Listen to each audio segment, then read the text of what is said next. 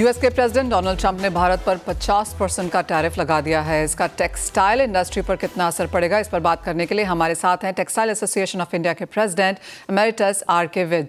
Commodity पर बात करेंगे प्रो इंटेलिजेंस सर्विसेज के फाउंडर दिनेश सोमानी। साथ ही पेट्रोल में एथेनॉल ब्लेंडिंग पर बात करने के लिए हमारे साथ जुड़ेंगे सीएम के ईडी प्रशांत बैनर्जी। लेकिन सबसे पहले देख लेते हैं प्रधानमंत्री नरेंद्र मोदी ने ट्रंप टैरिफ के ऊपर आज क्या कहा।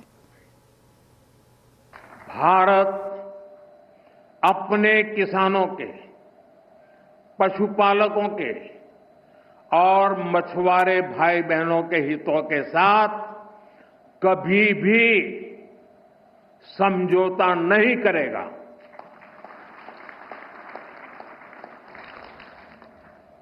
और मैं जानता हूं व्यक्तिगत रूप से मुझे बहुत बड़ी कीमत चुकानी पड़ेगी, लेकिन मैं इसके लिए तैयार हूं। मेरे देश के किसानों के लिए, मेरे देश के मछुआरों के लिए, मेरे देश के पशुपालकों के लिए आज भारत तैयार है।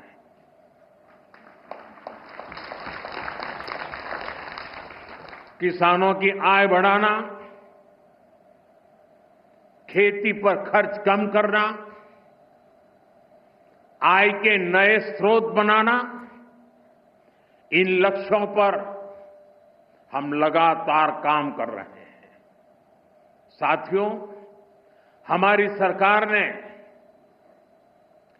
किसानों की ताकत को देश की प्रगति का आधार माना है। वो भारत के प्रधानमंत्री हैं जिन्होंने फार्मर्स की तरफ लेते हुए कहा है कि स्ट्रॉन्ग स्टैंडिंग है यहाँ पर और किसानों के हित में आगे यहाँ पर काफ़ी सारे काम भी किए जाने की एक्सपेक्टेशन है। टेक्सटाइल लेकिन एक ऐसी इंडस्ट्री है जहाँ पर हमने एक स्टैंड स्टिल सा आता हुआ देखा है। 25% इन एनी केस हमारे जो पियर्स हैं, दूसरे ट्रेडिंग कंट्रीज़ हैं, उनसे ज़्यादा है। और अब जब भारत यहाँ पर 50% को स्टेयर कर रहा है, इसका मतलब टेक्सटाइल इंडस्ट्री के लिए क्या है। Mister R K. विज हमारे साथ जुड़ चुके हैं। मिस्टर विज, बहुत शुक्रिया आपके समय के लिए। किस तरह से आप देखते हैं करंट नंबर्स, क्योंकि 8 से 9 बिलियन डॉलर्स का टेक्सटाइल हम यूएस को एक्सपोर्ट करते हैं, जिसमें अपैरल्स है, होम टेक्सटाइल्स भी है। अब जिस तरह के नंबर्स यहाँ पर हमारे समक्ष हैं, क्लियरली कॉम्पिटिटिवनेस यहाँ पर भारत की खत्म हो जाती है। एज ऑफ नाउ किस तरह की कॉन्वर्सेशंस हैं? Thank you, Ram Ram. आज से देखो एक वीक पहले वीवर द डिफरेंस, हमारे पास 5% का डिफरेंस था, हमारे पे 30% था।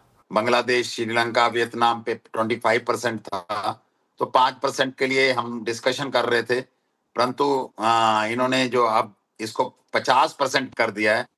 और जबकि बांग्लादेश, वियतनाम, ये सब, श्रीलंका, इवन चाइना और हम इनसे अराउंड 30% महंगे हो गए हैं। तो इमीडिएटली तो एकदम सोचने को पड़ता है कि जो मैं पानीपत एसोसिएशन, गवर्नमेंट एसोसिएशन से मिला था, तो वो कह रहे थे कि अभी थोड़ा थोड़ा हमें हलचल लग रही है, क्योंकि पानीपत से होम टेक्सटाइल्स जाता है, अपैरल जाता है, लुधियाना से जाता है। तो अगर 30% होता तो 5% का जो फर्क था, 25% 5% का जो फर्क था, तो वो तो हम गवर्नमेंट से हम रिक्वेस्ट कर रहे थे और गवर्नमेंट हमें सोच भी रही थी कि किसी ना किसी तरह वो एडजस्ट किया जाए। परंतु अब ये 50% का इमीडिएटली तो एक दफे लगेगा, क्योंकि जब वहां के बायर हैं या हमारे, और टेक्सटाइल में इतना बेनिफिट है नहीं कि हम अपने प्रॉफिट में से निकाल पाए।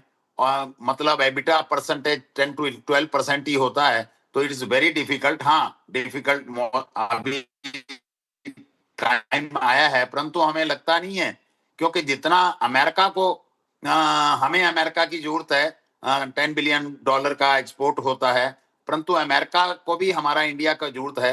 और we will find out some other customers also and we will see to it.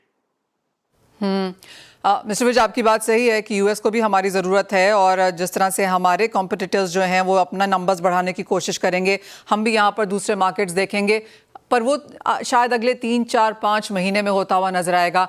Immediate for the month of अगस्त या सितंबर की बात करें तो आप कहेंगे हिट है, और अगर हाँ तो कितना? ऐसे है कि सपोज अबाउट अगर $9 बिलियन का एक्सपोर्ट है, इमीडिएटली अभी तो 27 को उनकी टीम आ रही है, वो हमारी मीटिंग करेगी 27 मीटिंग को आके अगस्त को। उसमें हाँ तो हेलो, हाँ जी 27 को मीटिंग आ रही है, तो वो मीटिंग करेंगे तो उससे कुछ फायदा तो निकलेगा, परंतु हमारी इंडिया की मार्केट बहुत स्ट्रांग है। हमारी आज 120 बिलियन डॉलर की मार्केट है और हमें बाय 2030 हमें इसको बाय 250 बिलियन डॉलर पे जाएगा। और सेकंड थिंग, पॉजिटिवनेस क्या है हमें दिख रही है कि अभी यूके से एफटीए हुआ है, जहां जीरो मीटिंग जीरो हमारी कस्टम ड्यूटी है, तो उसमें और यूरोप से भी ये कर रहे हैं। तो गवर्नमेंट से सिर्फ हम ये चाहते हैं कि इनसे जितनी जल्दी जल्दी एफटीए अगर हो जाए और हमारे पास और मार्केटिंग है, कंट्रीज मिलेंगे। और सेकंड थिंग क्या है, थोड़ा सा थोड़ा सा टाइम है, तो हमारा गवर्नमेंट से हम पूरा 30% तो नहीं मांगते, क्योंकि 5-7% तो गवर्नमेंट हमें दे। बट जो जैसे ये रॉ मटेरियल्स हैं, जो देखो टेक्सटाइल में कॉटन है, पीटीए एमईजी से मैनमेड फाइबर बनता है, तो गवर्नमेंट से हमारी थोड़ी सी ये रिक्वेस्ट है, जो जैसे कॉटन पे 10% कस्टम ड्यूटी है, उसको अभी थोड़े फॉर द टाइम बिंग थोड़ा सा रिलीज कर दे। और फिर पीटीए एमईजी पे जो 5% है, उसको भी थोड़ा सा रिलीज कर दे, सो दैट हमारे पास रॉ मटेरियल थोड़ा इजी हो जाए। रॉ मटेरियल इजी होने से हमारी जो कॉस्ट ऑफ प्रोडक्शन है, कॉस्ट ऑफ गारमेंट है, वो कम हो जाएगी, उससे इंपोर्ट भी कम आ जाएगा और हम दूसरी मार्केट में कम्पिटिटिव भी हो जाएंगे। और हमारे पास पूरा वर्ल्ड मार्केट है, ये तो है नहीं कि 9 का 9 बिलियन एकदम खत्म हो जाएगा।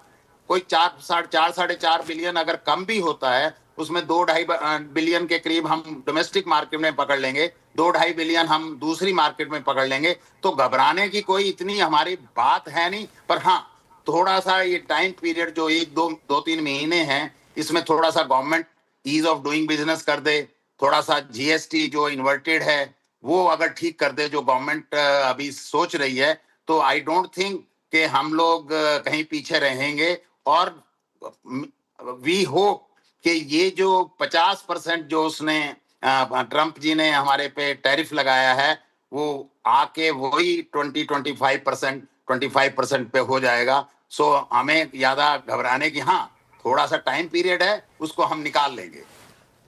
ऑल राइट मिस्टर विज, बहुत शुक्रिया साथ जुड़ने के लिए। तो जैसे आपने कहा, एज ऑफ नाउ हम 30% ज़्यादा हैं अपने दूसरे कॉम्पिटिटर से, जो कि क्लियरली इंडिया के लिए कोई बहुत स्ट्रॉन्ग बात नहीं है। लेकिन जिस तरह से कहा गया कि सरकार से आपकी कुछ एक्सपेक्टेशंस हैं और एफटीएज अगर यहाँ पर हो जाते हैं, दूसरी मार्केट्स हम ढूंढ लेते हैं, तो फिर शायद हम यहाँ पर एक बैलेंस बनाते हुए नजर आएंगे। लेकिन एक नियर टर्म में ऑफकोर्स जैसे आपने कहा, कंसर्न्स तो यहाँ पर हैं ही। वेल, ये तो बात हुई यहाँ पर टेक्सटाइल्स की, लेकिन वो जो फ्लैश आपकी स्क्रीन पर है उसके ऊपर नजर डालना चाहेंगे, जहाँ पर बैंक ऑफ इंग्लैंड का इंटरेस्ट रेट पॉलिसी का डिसीजन आया है और 25 बेसिस पॉइंट की कटौती हमने यहां पर इंटरेस्ट रेट्स में आते हुए देखी है। दिनेश सोमानी जी, क्लियरली यूके की तरफ से ये एक्सपेक्टेड था और ये बनता हुआ नजर आया भी है। किस तरह का इंपैक्ट हम यहां पर देख सकते हैं डॉलर इंडेक्स पर और सोने का इसका, या फिर आप कहेंगे अनएक्सपेक्टेड लाइंस है, शायद फैक्टर्ड इन है? जी बिल्कुल, मोर और लेस बिल्कुल एक्सपेक्टेड ही था कि 0.25 बेसिस कट होना था और कट होगा। मेजर जो इंपैक्ट आना है ये यूएस की ओर से कब कट होगा है, क्योंकि 90% प्रोबेबिलिटी बताई जा रही है कि सितंबर में होगा, 70% प्रोबेबिलिटी बताई कि अक्टूबर में हो रहा है और शायद उसमें दिसंबर में भी 45% की चांसेस है। अगर वहां कटौती होती है तो इंपैक्ट बहुत ज्यादा होगा और काफी अच्छा होगा। हाल फिलहाल देखा जाए तो जो डॉलर इंडेक्स है 100.40 जाने के बाद अभी 98 के आसपास आया है, करीब करीब 2 से 2.25% इसमें गिरावट आई है। साथ ही साथ हमारे यहाँ जो यूएसडी आईएनआर ट्रेड होता है वहां पे जो 88 के आसपास ऑलमोस्ट जो गया था, वहां पे 87.40 के आसपास आ रहा है। तो थोड़ा बहुत प्रॉफिट बुकिंग सभी जगह आया है। और सिमिलर केस मुझे लगता है गोल्ड में भी ऊपरी लेवल से 1,02,000 के आसपास जो लेवल्स गए थे, वहां से भी करीब करीब 800 से 900 रुपए की प्रॉफिट बुकिंग हमें देखने मिली। ओह वेल, एब्सोल्युटली। ये तो बात हुई गोल्ड की और इमीडिएट इंपैक्ट जो of course bank of England की तरफ से आया है। लेकिन दिनेश जी, चांदी आप कैसे देखेंगे, क्योंकि यहाँ पर हमने मल्टी वीक हाइज फिर से बनते हुए देखे हैं। $38 एन आउंस के कारोबार फिलहाल यहाँ पर अंतर्राष्ट्रीय बाजारों में, घरेलू बाजार में किस तरह का ट्रेड लेना चाहिए, क्योंकि इंटरनेशनल क्यूज जो है वो अभी भी बहुत अनसर्टन।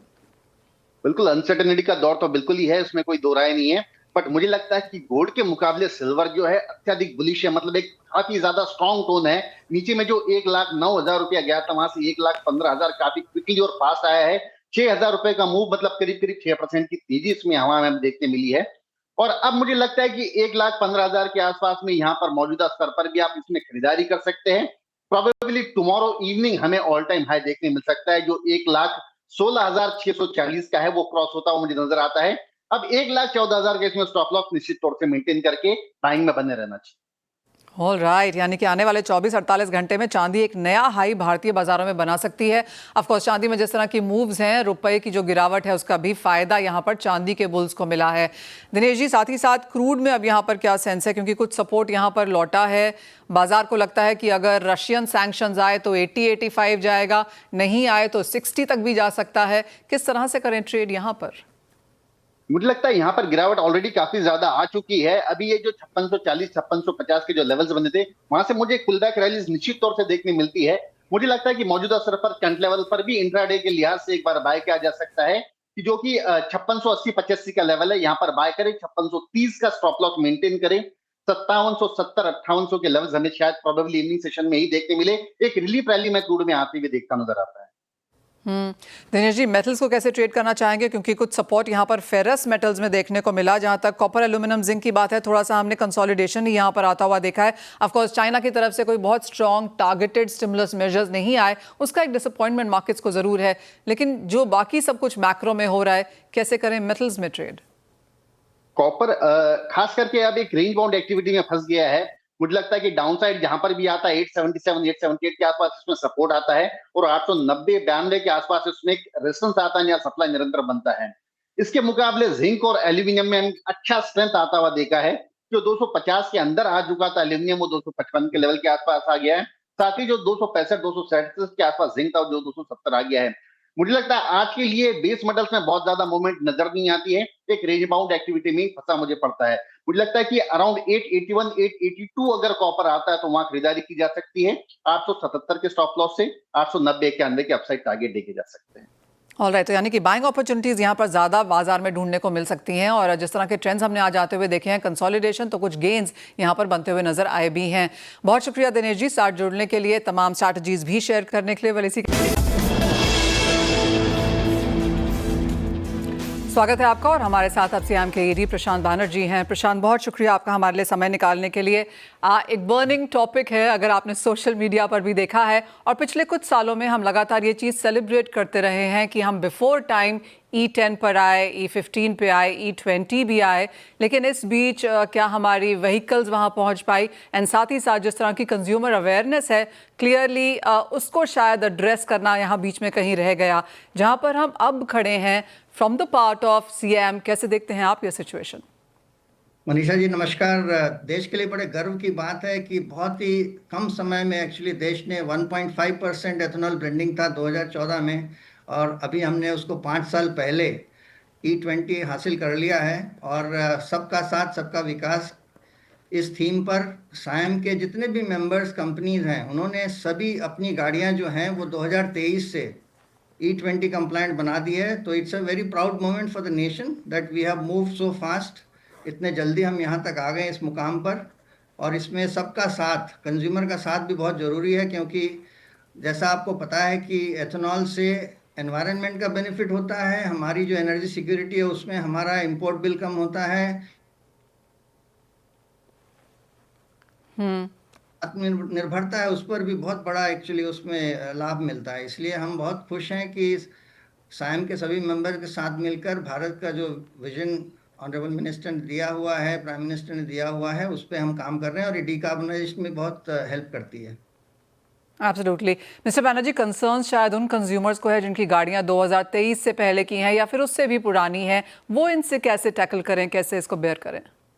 नहीं, इसके लिए एक्चुअली 2021 में सरकार ने एक बहुत ही डिटेल्ड कॉम्प्रिहेंसिव स्टडी एक्चुअली करवाई थी, जो test agency, oil marketing company और हमारे मेंबर कंपनीज ने मिल के की थी, और उस पर जो कुछ भी फाइंडिंग्स आई थी उसके हिसाब से ही सरकार ने डिसीजन लिया था। तो आई थिंक 2023 से जो E20 की सप्लाई हो रही है मार्केट में, उसमें अभी तक ऐसे कोई कैटास्ट्रॉफिक फेलियर तो नहीं आई है, तो इसलिए कोई दिक्कत की बात नहीं होनी चाहिए, और हम सही पथ पर चल रहे हैं। जो सरकार की विजन है उस पर I think we have achieved substantial benefit for all. तो मिस्टर बैनर्जी, आप ये कहेंगे कि शायद जो कंज्यूमर अवेयरनेस है वो फिर एक चिंता का मैटर है, क्योंकि जैसे आपने कहा everything is scientifically backed and test के हिसाब से यहाँ पर प्रोवन, लेकिन जिस तरह का सडन, और क्योंकि सरकार को भी यहाँ पर आकर फिर इसको एड्रेस करना पड़ा, तो कहीं कंज्यूमर अवेयरनेस, कंज्यूमर एजुकेशन पे शायद और काम करने की ज़रूरत है? देखिए 2022 में नीति आयोग में जब अमिताभ कांत जी थे चेयर, उन्होंने actually ministry of heavy industry और सायम को एक joint awareness campaign along with oil marketing company करने के लिए कहा था। इसीलिए हमने जैविक पहल एक बायो इनिशिएटिव सायम में स्टार्ट किया था 2022 में। उसके चलते हमने एक्चुअली बहुत सारे प्रोग्राम्स किए, more than actually hundreds of social media tweets, busting the myths of ethanol, ये सब कैंपेन चलाया। प्लस हम लोगों ने कॉन्फ्रेंसेस की। अभी भी 11 अगस्त को आप देखिए तो इंटरनेशनल बायोफ्यूल डे में हम कंटिन्यूस करते आ रहे हैं हर साल। तो हमारा जो एक मकसद है उसमें नॉट ओनली हमने अपनी गाड़ियों में E20 के स्टिकर्स लगाए हैं फिलिंग के लिए, ऑल्सो कंज्यूमर्स के अवेयरनेस के लिए ऑयल, हमारी जो ऑपरेटिंग सर्विस मैनुअल बुक्स हैं उसमें भी इन्फॉर्म किया है, डीलर्स को भी इन्फॉर्म किया हुआ है।